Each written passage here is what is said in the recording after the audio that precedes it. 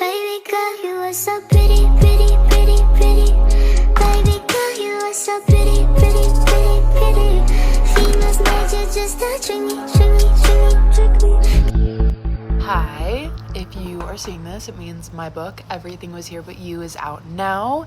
This book touches on love, loss, grief, and the weird feeling that something is missing when you're building your beautiful, big, accomplished dream life.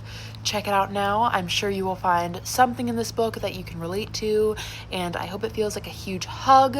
You can get it now on Amazon and barnesandnoble.com. Mwah! Hey everyone, today I'm honored to welcome a very special guest who understands my hate for AI and love for words. Hi, Dr. Hannah, how are you? Hello, Rylan. I'm doing well. How are you? I'm good. I told you I was going to call you doctor. Which is nice of you. You can totally call me Hannah, but You earned that though. I'm sure the schooling was probably really hard. Like getting a master's is one thing, and then going for your PhD is a whole nother like ball game. I don't know how much espresso you were chugging. yeah, I mean, I always drink coffee, so I think I should credit caffeine for sure. The degree was sponsored by, Yes, yes, definitely. So you're in your master's now? I am for psychology, which is it's so interesting. Like I love the brain and I love connection and I love understanding why people are the way they are. And I feel like when you have a sense of that, it makes you more empathetic as well because you're like, well, maybe this person is going through something really hard, or maybe it has to do with some childhood wound that they haven't discovered yet and they don't have the tools to handle the situation better. So I feel like it's made me a better person. I mean, I've always been really sweet and empathetic, but it's cool when you're able to apply what you're learning into real life. And that's what I love about psychology. I'm sure you can probably relate. Yeah, I mean, I think we need more psychologists and more people who understand the human brain. So kudos to you. Kudos to you. I mean, that's something AI can't do, right? Very true. Yes. I hate AI so much. And it's so funny because it's like, I don't know if you've ever gotten this, but like when you're really good at writing, someone's like, this is AI. And I'm like, babe, I've been writing since I was in diapers. Right. Yeah, it's really interesting. It's like, yeah, we can't appreciate human writing as much anymore, or maybe we're going to appreciate it even more as the years go on, hopefully. We need to, but someone sees like a little M dash and they're like AI. And I'm like, I've been writing that way since I was in, elementary school. No, it becomes a witch hunt. It's too Right? much at this point. 1000%. But do you want to introduce yourself for all the listeners? I mean, I know you're super cool. I wanted to have you on my podcast because of what you do, the work you do, your brain. You were just so amazing. And what I love about you is like you approach things with obviously like an intellectual aspect, but like it's fun, it's engaging. Like I want to follow you. I want to like learn about what you're studying and what you create, but obviously like it's done in a way where I don't leave feeling like I need to type things into Google trying to figure out what's going on. So educate us on Hannah and yeah, and then I'll go into my questions. Can't wait to pick your brain. Thank you so much. Like I said earlier, you are very kind and good with words, so I appreciate being here. And yeah, that's the goal of my platform. I kind of created this Instagram account a few months ago, and I've really enjoyed just being in a public space with other, intellectuals and people who are authors like yourself, and people who are just passionate about books and reading. So it's a really great space to be. Um, I'm happy to be here. Oh, you're amazing. So kind of walk us through what inspired you to choose this as your career path and the work you do. Yeah, so I'm an English professor currently, and I just finished my seventh year teaching English. So I feel Wow. like, yeah, it's been a journey for sure. I started teaching in 2019, so right before COVID. Wow. So each year has had its ups and downs, but I'm really grateful for my experience in the classroom. And I feel like that has shaped a lot of how I view the world and how important I think education is, and especially English education.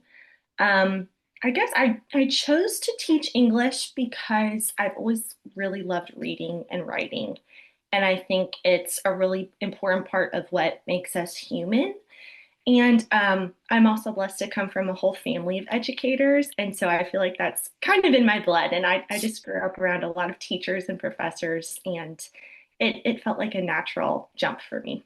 I'm jealous. Now I need to come like be one of your students. Like because like it's so I've had like both ends of the coin, I guess. Like I've had really bad Okay. teachers and really good Yeah, ones, and it's like that really does shape how you view yourself and the work yeah, you do.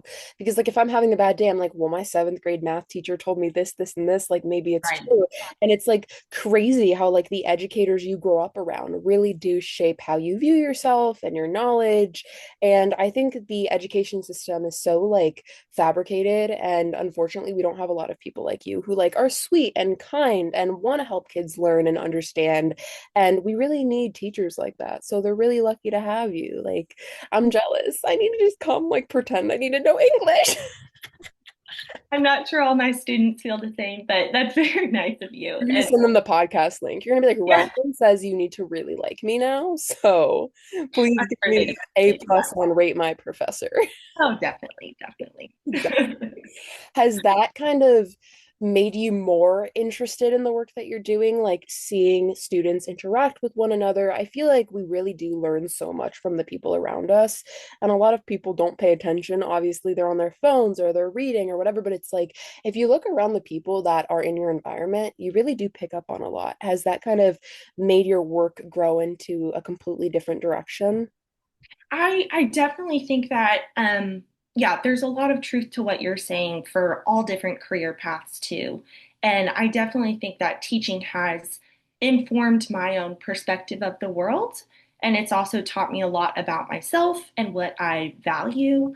And it's really been an act of love over the years. And I think it's helped me see kind of, what this next generation is really strong at, but also maybe where they need a bit more guidance and where they need some love too. And so, as an English teacher, especially like during a national literacy crisis, like you see a lot of highs and a lot of lows. And so, I think it definitely informs kind of the work that I'm doing and the work that other awesome English educators are doing. It's really, really important. And so I'm always happy to talk about it and also lift up other teachers who are doing really great work. 1,000%. And now that kind of leads me to my next question. Why do you think stories have such a profound effect on the brain? Oh my goodness, that is such a good question. Oh, I love that question. Where to begin with that? When you reached out to me, I honestly started collecting a lot of quotes Oh, that I wanted to bring in to kind of like substantiate our discussion a little bit. So I think stories matter to us for a lot of reasons. But I think I would start with this quote by Ludwig Wittgenstein, which I'm sure I mispronounced. But not um, that anyone's gonna like come correct us, right? Like, he wrote, "The limits of my language are the limits of my world." Have you heard that quote before? I have heard that quote before. I love Okay. that. Yeah, what are your thoughts on it before I kind of I mean, I just think like it's so interesting as humans, we tend to like sell ourselves short, but it's like if you have the ability to express something with words and you can continue to express it, like that is limitless, as long yeah. as you have the words to articulate it. Yes. Yeah, that's a really good point. That's, So, that's where my yeah. brain's going. And Yeah. like this is what I love about discussion because it's like my interpretation could be completely different from, one of your students named Sally. I don't even know if you have a student named Sally, but like, you know what I mean? Isn't that interesting? Like it's crazy how one piece of writing or literature affects all of us differently and hits us in different spots where it's like my brain interprets it this way, whereas you and Sally and whoever else interprets it in a completely other way. I love words so much. It's crazy. No, exactly. And so I think that tells us kind of like what you were saying that if you're able to express something a different way, then you understand it a different way. But for people whose language or literacy is a little bit more limited, then it really is hard to understand and, put into words certain events in their own lives or in the world. Because they might not just have that vocabulary. So it really does transform like how you understand the people around you, your sense of empathy, your ability or experience engaging with other, people groups or cultures or parts of the world that you might not get a lot of exposure to. Books can do that for us, and language help us kind of communicate that but also just think about it in a different way than we might if we didn't have books. I agree. And it's like, you're right. Like, it's, if I am dealing with this really hard situation and I go to one of my friends who's never endured something like that, they're not going to be able to meet me where I am because they've never been through something. And I think, like, realizing that, like, we have all these tools, we have books, we have, resources, certain things at our fingertips where we can educate and try and understand other human beings to, expand human connection further. It's crazy. Yeah, and I think that's too why, fiction is really important in terms of teaching us things about the real world still, because nothing is written in a vacuum. And so even if you're reading a story that quote unquote, never actually happened, or it's about a completely fantasy world or a different realm out there, it still, reflects something important about either, the author's values or our culture or your own, personal identity as a reader. So I think all types of reading are important, and anything you read can teach you something if you give it a chance. That's Exactly. yeah. If you let it, like, you can't go into reading a book being like, oh, I'm not gonna learn anything, because then your brain's gonna not, like, Exactly. focus on the messages in it. And it's like, it's so interesting. Like, you can literally read a book that's like not real or whatever, and then be like, wow, this reminds me of my best friend who just went through this like horrible heartbreak. Let me go send her a message now that I kind of, saw how these two characters endured this, and tell her, like, I'm so sorry that maybe I didn't understand, and I saw the messages through another lens. And that's Yeah. simply what it is. It's like looking at certain situations through a different lens and realizing, wait a minute, I can become a better human being, or whatever the message is, and taking it and adding it to your real life. Yeah, yeah, exactly. Love words. Like, I'm gonna make the episode title, "We Love Words." Yes, I think that's an apt title. I would support that. Right. Do you think reading fiction can increase empathy? You kind of just added that a little bit, but do you want to expand on that idea? Oh, definitely. Definitely, definitely. And I was reading a little bit more about that this week because that's something I'm really interested in just personally. And I found a study done in 2013 by the National Library of Medicine. And I'm sure it's one study of many, but this study did found that there was a positive correlation between people who read fiction and their sense of empathy. And so, there's science to back it up. People who read fiction really do have higher levels of empathy. And the study talked about something called the transportation theory, which Ooh. I wasn't really familiar with, but it sounds really cool, What right? is that? Like, I'm like, wait a minute, pause. Like, are we on a train? Are we on a plane? Like, are we in a car? Like, what transportation? Right. I think it's maybe emotional transportation, but Even better. I mean, even better. Like, now yeah, I'm gonna like go sit on a train and write a poem about like how trains work and the yeah, emotional connection. You know what I mean? Like, you're giving totally. me ideas. Yeah, so I had to look it up, but I think it has to do with being like emotionally transported into a story. So it's like if you're reading something that you can really connect with, if it's a good piece of literature in terms of what you want to read or what you need to read, then it will help you connect with the characters or the events of the story. And then that in turn increases empathy. Isn't that awesome? That is so insane. Oh my goodness. I grew up reading like fictions, and I'm like, wait, that makes sense. Yes. And now you're studying psychology and Exactly. Full circle moment. Like, we yeah. used to have AR, and I would like read these like 10-point books, and they were all fiction and gigantic, and some of them were like Nicholas Sparks, whatever. My teacher was like, why are you reading that? Because my brain liked that stuff. I don't Yeah. know. You And know now what? I go back and be like, well, actually, look who I Yes, it helps. It definitely does. does. It does. That's so insane. That's so insane. And I feel like fiction gets so much hate because, again, like, there's that whole, stereotype, oh, it's not real, it's never happened. Like, but obviously, an author can't, create something that doesn't exist. If Right. something is created, it's coming from, maybe her experience or his experience or whoever that author is, like whatever they endured. And then, what I love about it is you can write from personal experience, but like, there's no tie to it, I guess is what I want to say. Like, you can Yeah, put all your feelings out there and not give anyone actually like real names or, true facts, but it can be your emotional reflection of a situation. And like yes, nothing is fake because if something happened, it was real. And I mean, even if it wasn't the exact, timeline of events, it's still real feelings. definitely. Yeah, I think I say this a lot in my classroom too, but I think there's a really fine line between like fiction and reality Mhm. because, like you were saying, an author is going to draw on certain experiences that they've been through themselves or that they've witnessed or seen in the world in some way. And so, yeah, that's why all reading matters. All of storytelling still can tell us something real about the world or about ourselves. I agree. Now I want to kind of do a full circle moment for you before I go into my next question. Growing up, did you read any specific kinds of books that you think implemented and kind of helped shape you into who you are today? Oh my goodness, I love that question.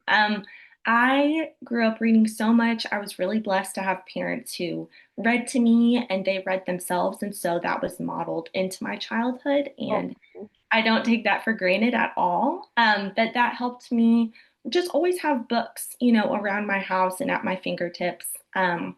The first book I really remember reading that tore me apart was Charlotte's Web. oh Oh my my gosh, that book, I think God. mourned. I mourned the loss of that spider for like 2 weeks. Like it was really serious. My mom was like, get out of the house, Hannah, go do something. And then you see spiders everywhere, and your brain's like having that reflecting moment. You just read a book about spiders, and suddenly there's like 20 everywhere outside. It's Yeah, it's triggering you. It's a personal experience, actually. it's a hard time. But that book really did shape me, I think, in a way. And speaking of reading and empathy rates, yeah, I had a thing for spiders for a little bit. Um, that didn't last long. I hate them now, but They get a bad rap though, so it's nice that you were like kind to them for a little bit there. I don't know if I could have done that. I hate spiders and snakes and all that gross stuff. Oh my God, get away from me. Like I'm screaming. I'm like, someone else get that out of the house, not me. not the biggest fan either, but I need to read another book about spiders or snakes, maybe. That might be It the will answer. change your mind. Your brain chemistry will just, suddenly alter. Yes. But that's like insane. And now it's like, look at the skills you have. Like maybe if you didn't read Charlotte's Web and have those emotions and have that experience, like, maybe your path would have changed. It's crazy to think about that. Yeah, maybe. Yeah, I enjoyed lots of different books and I loved the Boxcar Children. I remember reading that. Did you read those books ever? Oh my God. I used to like feel so like in the story myself. I just like felt like I was there with them. Yeah, And I was like, these kids have some good survival skills they because really I don't do. know if I could have navigated that situation in that way. Oh, I know. That and Nancy Drew, like I read those a ton growing up. So I'd say Someone's needed therapist though, I'm not gonna lie. yeah, yeah, I mean, I mean, insert myself now. Like, let me like jump in the book and like fix some of them, and then we can like, we'll yeah, help them heal. It's fine. yeah. Why do you think we see ourselves in some of these characters, especially in fiction? I think, I think ooh, this brings up a good point. Okay, so I think reading is a different form of storytelling than other forms of storytelling that we have out there, like um, movies and TV shows and even music. I think those are all really valuable forms of human connection and expression in their own right. But I think reading does something just a little bit different for us because we literally have to interpret the events in our own brain. And so in doing that, we kind of automatically insert ourselves into the story. Whereas if it's on a screen or if it's, in a movie theater, the work is kind of already being done for you. You still have to interpret it and connect with it, and that's all great. But books are different in that way. I think they automatically require the reader to put themselves in the story and to make the story their own because the books that we read, they're never going to be the same for someone else's brain, you know? Which is like why I love book clubs and like initiatives like that because it's like again like discussions, and I'm sure you have a lot of them like as a professor. Do you like have certain discussions and you're like, again, going back to my point earlier, where one person can, read the same book as the next person and your brain jumps to a completely different conclusion or message or theme. And that's like why I hate when teachers are like, your answer is wrong. I don't think there's a wrong answer. I mean, maybe if it's math, but when it comes to literature and like interpretation, there's no wrong answers. It's just that's how you interpreted a story. Yeah, I think that's one of the reasons a lot of people love English, and it's also a lot of reasons why people don't like English. And for better or for worse, like there's pros and cons to each approach, but I've definitely, had moments in teaching a literature class or teaching a certain book where I specifically ask students to draw on their own interpretation of the story and to just bring it to light in some way, to draw it on a piece of paper, to talk about it with their group, to talk about it with the class. And as long as you can point to the text and still make that connection to what the author does say, there are multiple ways to interpret, great works of literature, and I think that's what makes them great because the authors don't just give you, a cut and dry, really boring formula that's the same for everyone.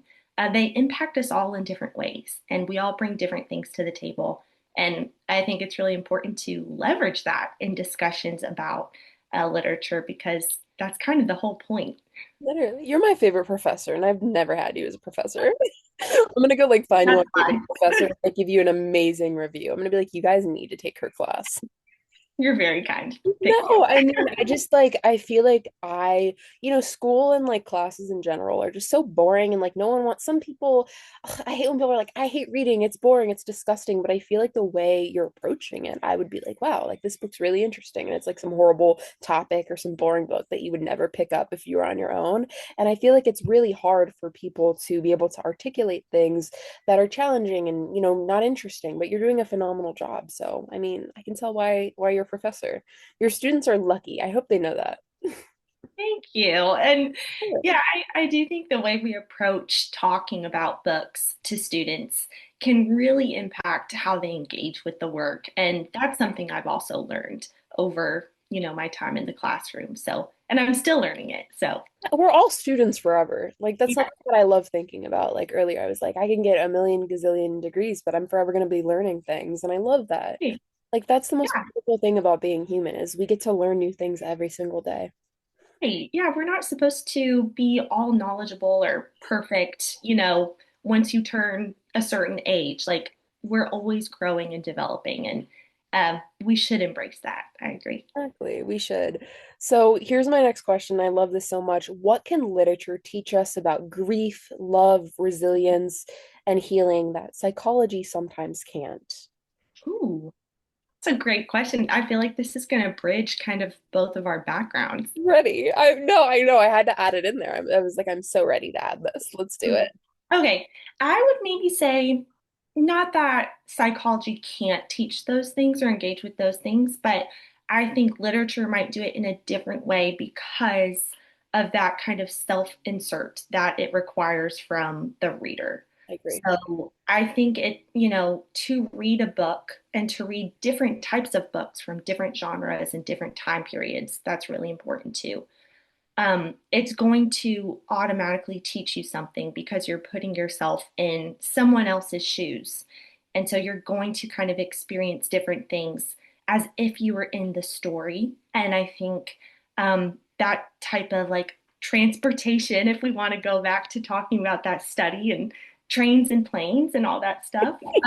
I love that so much. I love like taking like a metaphor and turning it into something real and then doing the opposite too. Like I love that. So it's a natural thing to do. It's Um, it's fun. yeah.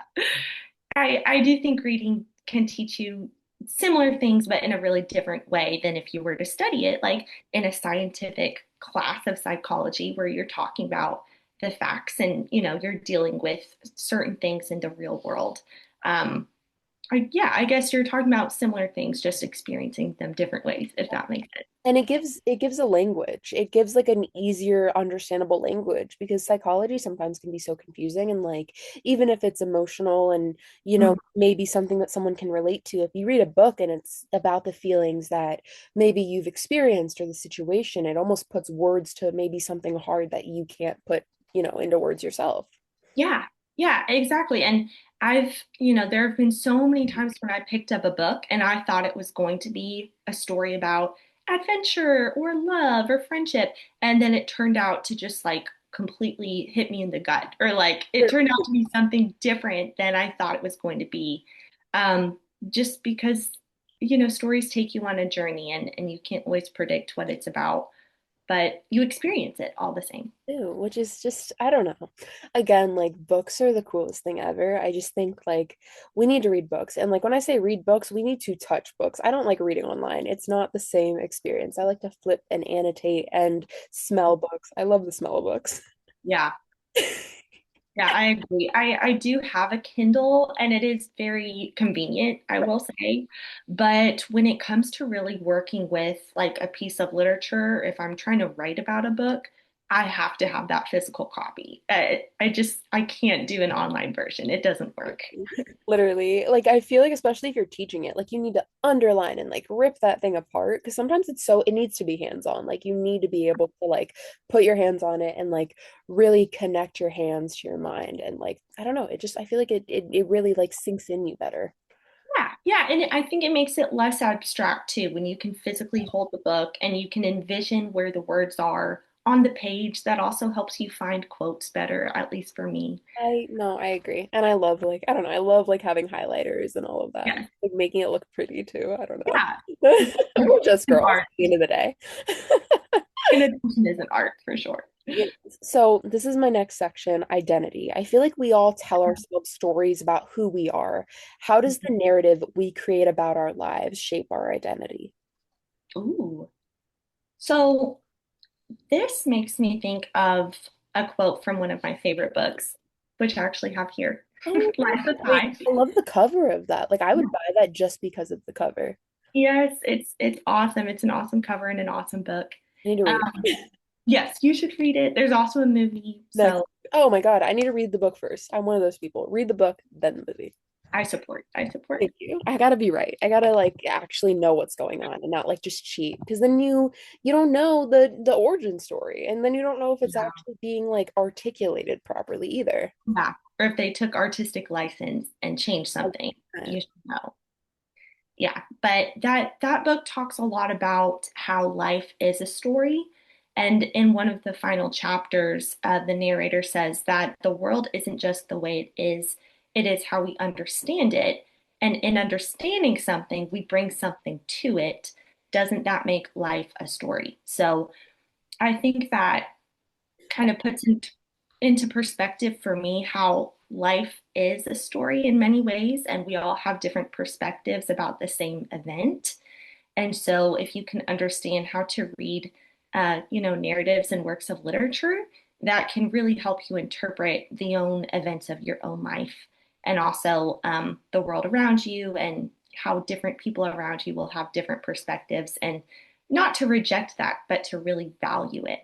I love that. And at the end of the day, I think would make us more connected because Yeah. humans need connection. Like ever since we were babies, we needed connection. And I think like being able to read quotes and read books that will help you understand yourself and your peers better. Like at the end of Mhm. the day, that's the purpose of life, I think, to love, to learn, and to try and understand one another and help each other heal and put words to things that maybe we've experienced but someone else hasn't yet or has and doesn't know how to find the words for. Yeah, yeah, I think wanting to connect with other people is like such a human thing, and I don't think that's going anywhere. I think that's why a Oh, lot of people totally. feel lonely. But No, no, and like COVID, I think made all of that worse for sure. I mean, you've been teaching since 2019, so that was like your peak, like that you started, right? Right during COVID. right, I Oh my started gosh, fall of look at you. 2019. I'm proud What? of you. I'm proud of you for keeping up with teaching and not letting that like kind of paint what you thought it would be. That's, oh my gosh, talk about adapting and trying to like rewrite the story. I mean, that was insane. Like, was that hard for you to like jump from doing things online then to like needing to obviously go back to like normal, instruction? I've thought about this a lot, and I actually think being a brand new teacher made it easier for me to adapt because I was still learning everything and doing everything for the very first time. And so I didn't really have to rewrite a whole bunch of practices that I had been doing for 10 or 20 years. So I think I was just kind of like, well, tomorrow's a new day. I don't know what's going to happen at all. And I just kind of went from there and really learned a lot on the job. And I feel like that probably has helped you add to your skills that you have now, like as a more experienced teacher, teaching like in-person instruction. Like you probably can adapt easier. Yeah, it helped me realize that, teaching in person versus teaching online, a lot of the things are still the same. Like the sense of connection you have with your students still matters, no matter what platform it's on. And so, like, privileging your knowledge of your students and your knowledge of what you're teaching, it's the same in person and online. And so you just have to be kind of flexible with your format, but keep the same values. I think sometimes people get that a little bit mixed up. I agree. And the right teachers will want to help you understand. I truly Yeah, believe that. I truly believe that. yeah. Do you think it's possible to rewrite the story? That's like my whole brand. I literally have a shirt on. It says rewriting the Oh story. my gosh. Or Wait, I didn't see that. Okay, wait. Tell it's me it's what the merch. tell me what that means. So that's the name of your brand, or is it a No, no, tagline? no. So it's just kind of like something that I say alongside like, my author brand and just like my podcast because I've endured a lot of pain and, like um things that definitely could have created and shaped me into a completely different person. And rewriting the story for me is like not letting that pain define you and realizing like you can rise from that and create something beautiful from it. And that's simply what I've done with my books and podcast. I'm reminding people like they can rewrite the story. Their pain doesn't define them. And, at the end of the day, there's so many people on this earth, and we all have probably endured something similar or probably the same exact thing. And we're not alone in that. So that's what rewriting the story means to me. That's amazing. That deserves a standing ovation. Oh, thank 100%. you. That's really Thank beautiful. you so much. Do you think we can rewrite the story though? Absolutely. I think we have to believe that because if not, simply what is the point, right? Like we're all going to go through things, like you said, where it's going to be really hard. Like there are hard times in life, but I think the reason that we have stories and language is so that we can frame that narrative in our mind and thus kind of change the way we live our own realities. So, um, and neuroplasticity, right? God, I've been studying that all week. You're in my brain. I swear to God, you're in my brain. That's insane. But I feel like we have to believe that we can constantly learn new things if we seek it out, right? No, truly. And it's like if you think, your day's gonna be horrible, then your day's gonna be horrible. And it But will. you have to have that neutral mindset that no matter what happens, you'll handle it. And at the end of the day, like again, I think it's so comforting into realizing like there's what, 6 billion people on the planet or whatever. It's always expanding. I don't even know. But it's like out of those people, there is someone somewhere in this huge world that we live in who has endured the same thing that you are going through and has made it on the other side. And just thinking about it, it's like, wow, like I'm not as alone as I might feel in that. And that's what I love about books and talking to humans because you think your life sucks and you think the world is ending. And then you have a conversation with someone and you're like, oh my gosh, wait a minute. Like, I'm not alone in this feeling. I haven't, been the only person to endure this. And literature gives us words sometimes that we've thought we made up, and then you read a book and you're like, wait, I wish I wrote that. I love that feeling where it's like, I wish I wrote this but I didn't. Yeah, but then you get to read it and you still get to connect with that author and realize that your experiences line up in so many ways. And that is really, really powerful. Um, and yeah, I also think that's one of the reasons it's really important to read books of all genres from all different time periods. because it does help you realize that, the issues people faced in the 1800s, we can connect with those a lot still because a lot of things are still the same when it comes to what humans care about and what we need and, what breaks our hearts and just what it means to go throughout this world. Exactly. Okay, I used to hate critical thinking when I was younger, but I'm gonna tie it back. So in a world of short form content, which I can't stand, I'm like, why am I on TikTok for like 20 hours and not realizing it? Um, why is critical thinking more important than ever? Hmm. Yeah. Well, I think because of what you just said, where, we're presented with so many different stories that are not unpacked or like different claims about health or wellness or, even faith and just what it means to be human today. Like we're presented with so many different ideas that are not explained or substantiated or well researched at all. Like a So I 50-second video, and I'm like, what? yeah, and so it's like, okay, well, it's fine to watch that, but like you should still dig a little bit deeper and kind of see what that message is actually telling you and have the ability to question things and to actually kind of say you disagree with something and then explain why. Um, this is where literacy also really matters. Like you have to be able to interrogate the claims that society presents you with online or in person or wherever you're seeing it and just to think for yourself. That's what critical thinking means to me. I love that. No, I hated it when I was younger because it's Yeah.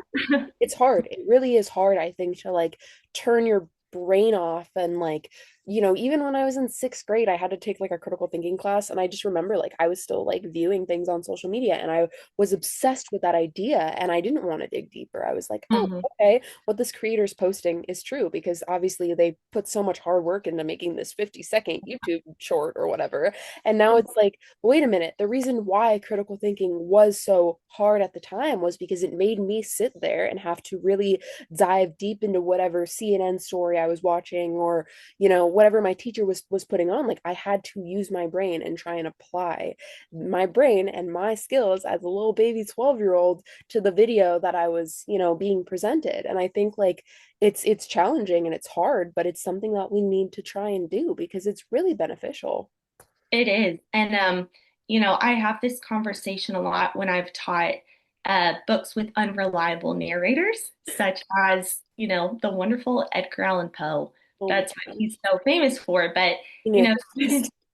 yeah, he's got some interesting things going on. Okay. No, like I was like, am I horrible for not understanding this guy? Like, no, I'm not. No, I, He I made think that's the point of a lot of his work, probably. I would cry But reading poems. I'm like, I can't. I hate this class. I hate English. I'm like, wait, it wasn't English. It was him. right, it's he's not for everyone. I will say that. For some reason, I love his work. Maybe that says something about him. Because he doesn't make sense. That's why. It, it Yeah. it matches what we know in the world. It does make sense. Yeah, and I think he does a great job of using unreliable narrators, and now reading it in the 21st century, it helps us understand how important it is to question every perspective. Because when you're reading his short stories, um, it takes a little bit of practice, but you have to get into the habit of not trusting what the narrator is literally telling you. And that's a hard pill to swallow for, middle schoolers who are reading it. But I think it's a really important life lesson. So, I agree. I agree. And like it's so funny what we're taught in school. We think, oh, I'm never gonna have to apply this to real life. And then, you take, whatever poet or, content or reading passage, and then you realize like maybe it's not that exact way, but the message is there in your real life. And you're like, oh, now I get why my teacher made me read this. mhm. Yeah, learning different subjects, they still teach you how to learn and carry that into your everyday life. 100%. So your content really highlights the happy in academia. Is that how you say that? Yes. Is that like French? No, I mean it's like the academy, and academia is like a way to express being an educator in higher education. Okay, That's so how I understand it. anyways, I was like, oh, maybe I learned a French word. No, I didn't. I Um, don't think it's French, but maybe I should look that up. yeah, I should. You know what? Why not? Let's just like add it to our list of things that we've done in our life. What does a meaningful life look like to you? I I think a meaningful life has a lot to do with connecting with the people around you and connecting with your own values and just making sure that you're living every day with love for yourself, but also with love for the people around you. And yeah, just trying to do the meaningful work that you feel is put on your heart, which looks different for everyone. But And you're doing that work. well, Like thank you. I'm trying, you and are. I like to highlight the happy because I think pointing out the joy that educators have is a form of advocacy in a time where lots of educators don't have a lot of advocacy and don't have a lot of respect. So I think it's also a good way for me to just kind of keep in touch with why I do what I do, and it's also kind of that sense that the more things you appreciate and the more time you take out of your day to have gratitude and to have really intentional gratitude, the more that you have to be thankful for, at least in my experience. So that's part of what I use my platform for. It's a little bit for me, and hopefully others can get something out of it too. But it's also a way to show that educators really care about what they do, and we have a lot of joy for it. And that's also part of why we need more of that advocacy. We do, and it makes me feel comforted knowing like if a young girl who wants to pursue teaching or education, like she finds your content, she realizes like you really do love it because I feel like so much bad is painted in regards to education. So it's nice to know that there's still a good portrayment of the purpose of educating, which is to truly connect and teach and inspire. Yeah, yeah, I hope so. And I think that can hopefully change the conversation around teaching and also change some of the really rough experiences that educators are having today. Um, we need to help them out. We really do. We really do. And teachers, like, I don't think I would be this version of me without some of the good teachers that I've had. And like, I just got chills because some of them are no longer with us. But it's like, again, words and lessons and teachings, even if that person is no longer in your life, whatever they implemented within you, you carry it along and you teach to someone else. We do. Yeah, and teaching also exists outside of the classroom too. So, yeah, we can all teach in different ways and impact others for the better. Let's hope. Hopefully, for the better is always the goal. Yes, yes. As we kind of wrap this up, I want to pick your brain. Have you ever read a book that fundamentally changed how you view yourself? Ooh, gosh, that would actually be hard to narrow it down to one book because, yeah, I think I've read so many good works of literature that have taught me something about myself. Um, and, I think I really connect with probably The House of Seven Gables right now. That's on my mind by Nathaniel Hawthorne. I love that book and I love, all of his writing. But that book teaches me a lot about how the past can haunt the present, but also how you can deal with the past and still move forward in a positive way. Um, Without too many spoilers, that's how I would describe it. But yeah, that book taught me a lot about myself and what type of literature I enjoy and how I want to move through the world. It's so beautiful. And like, I don't know, I always think about it this way, like every human being endures hard things, but we have two options. Like sit on the floor, eat Ben and Jerry's and cry about it for the rest of your life, or you get up and you turn it into something, and sometimes that's how the best books are created.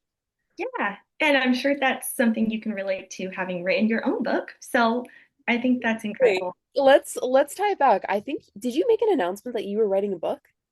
I am. So I'm working to publish my dissertation and kind of extend it and modify it and to publish it as a monograph. So that's a work in progress. Oh my God, I'm so proud of you. I'm gonna read it when it's like Thank you. ready. That's so nice of you. I don't know how long it will be, but yeah, I'm going to document the process on my page and just keep plugging away.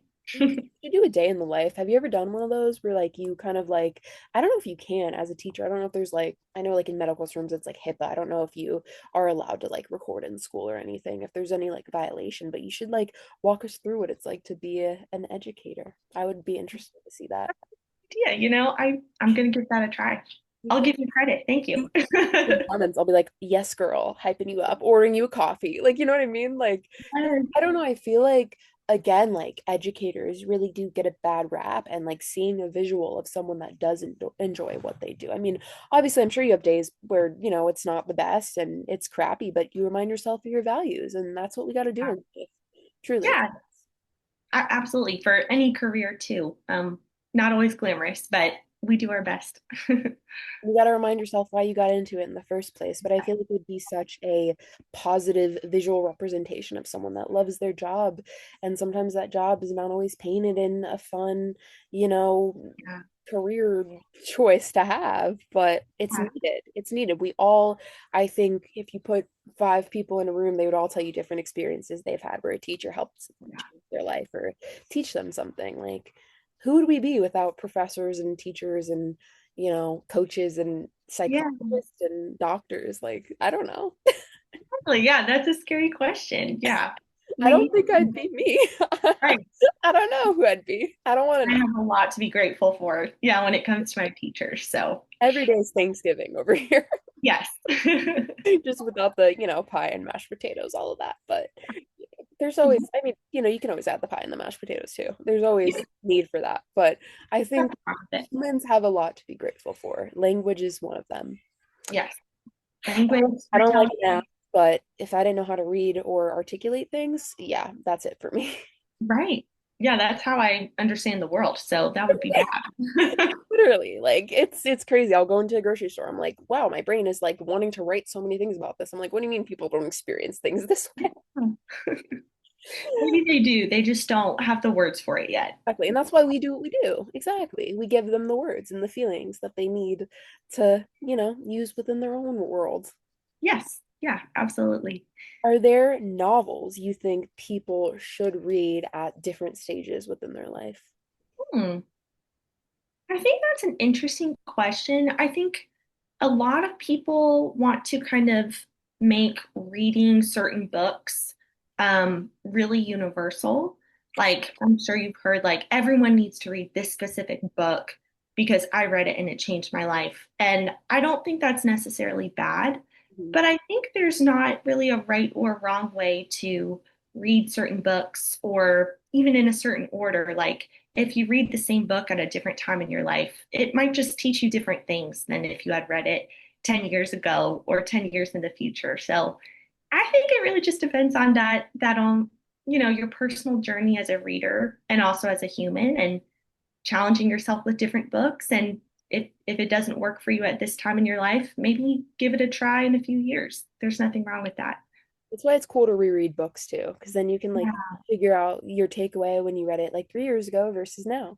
Yeah, definitely. And if it's a good book, then it'll keep teaching you different things. So, I love that. How do we make complex ideas accessible without oversimplifying them? I think this is hmm. important to add. Wow, this is something I try to do whenever I'm writing or communicating or teaching. I think it takes a lot of practice, and I think um, a lot of it is kind of what teaching is meant to do in general. So, being able to scaffold like a really difficult concept and break it down into manageable chunks, that's a word that lots of educators use. And I think um, being a good educator hopefully means that you're also a good communicator, no matter what you're teaching, whether it's math or science or English.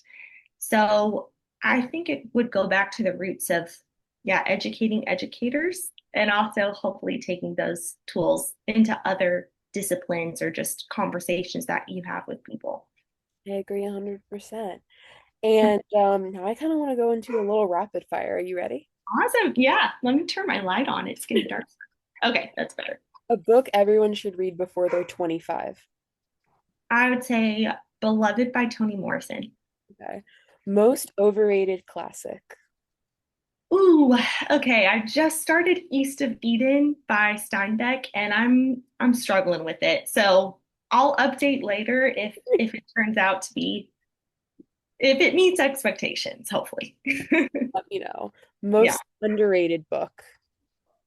I think more people should read The Kite Runner by Khalid Hosseini, and also more people should read Life of Pi by Jan Martel. I will read it, I promise. I'll keep you updated on Please do. favorite literature or yeah, literature or like figure in any book that you've read or anything that you've seen. I really like the character Phoebe in Hawthorne's The House of Seven Gables. Um, so I'm gonna go with Phoebe off the top of my head. I love that. A quote you think about almost every day. Whew, good thing I have some written down here. Um, I think this quote by um, Dostoevsky from Notes from Underground. It says, "You see, we have reached the point where we look upon real life almost as a burden, almost as servitude, and we are all agreed among ourselves that it's better to live according to books." I love that. Coffee shop or library? I would go with library, but I bring my coffee to the library. Exactly. Or some of them have coffee shops now, Yeah, which is nice. that's amazing. My last question, if every person listening could leave today with one lesson that literature has taught you about being human, what do you want it to be? I think it's that putting yourself in someone else's shoes will always teach you something and it can help you treat those around you better and also learn something about yourself. Well, thank you so much for joining me. If anyone listening wants to give you a follow or support you in your work, where can we find you? Thank you. So, my Instagram and my TikTok and my Substack are all under Hannah's Hermeneutics. Yay. So you can find me there, and I would love to connect with anyone. You need to go follow your TikTok. It's going to be like educational 50-second videos that will make I'm me be able to critically think. maybe I'm still not great at TikTok. I don't completely understand it, but So overwhelming. I yeah, it. yes, 100%.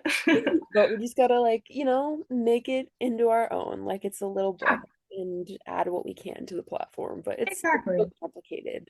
And I Yeah, think ugh, I don't even like what I think goes viral on there. I'm like, why are we dancing? What's right. what? Again, yeah, I don't understand it enough. So I know my strengths and But my I like the weaknesses. book talk section of it. I think it does really give good recommendations. Yeah. That's what's cool, like how you can see different things and realize like, oh wow, this is a good book for me or for someone that I know. Yeah, I think it's always cool to get recommendations from different people all over. So that's a positive. I Yeah. agree. I mean, sometimes I'm like, I'm not reading that book, but Right. you never know. You Something can cross else. it off. I read a book called Counting by Sevens. I don't know if you've ever read that book. I think the Not, author's name is like Holly something, Holly Goldberg or something like that. It's really, really oh, good. You should check it out. okay. I'm writing it down. It's called Counting by Sevens. It has little fishes on the cover. Counting by sevens. Okay, I will look it up. Well, Thank thank you so you. much for joining me. This was such a, again, brain chemistry altering conversation, and I think Thank you it so will much. make people really realize the importance of literature and the work that you do and why we need to honestly be a better human being and really understand people because of what we've been taught in books. Yeah, I hope so. And thank you so much for chatting with me. I really enjoyed it. I love keeping up with your content as well, and I really enjoyed getting to be on your podcast. This is so exciting. We'll have to have you on for part two, Yeah, definitely. But I can't wait to release the episode. I think books just get a bad rap, and that's not okay. right. But Justice for books. literally, like justice for books because they've shaped me into who I am, and so many other people, and you, and like you teach English. Like, hello, like that says something. We wouldn't be here without books. It says something for sure. But thank you so much for being you. I hope you have a great rest of your day. Go get another coffee, and yeah, Well, you're the best. I can't wait to hype you up. Do a day in the life, please. I would love to see. okay, I'll give that a try. Thank you. Of course. Bye. I have a great day. You too.